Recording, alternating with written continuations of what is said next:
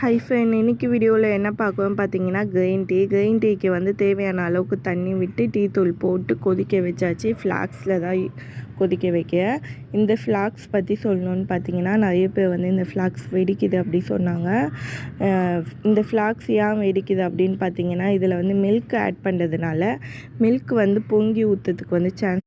Next பார்த்திங்கன்னா, இது அந்தளவுக்கு கெப்பாசிட்டி இல்லை. பால் வந்து நல்லா கொதிக்க விடுவோம் நம்ம. அந்த மாதிரி வந்து நல்லா கொதிக்க விடும்போது பார்த்திங்கன்னா, ஓவர் ஹீட்னால இது வெடிக்க சான்ஸ் இருக்குது.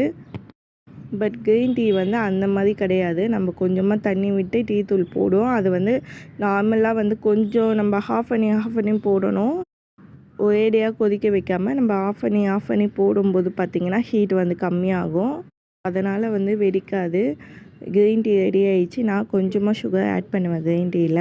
Thank you friend. இந்த வீடியோ உங்களுக்கு யூஸ்ஃபுல்லாக இருந்தால் கண்டிப்பாக நம்ம சேனலை சப்ஸ்கிரைப் பண்ணிக்கோங்க.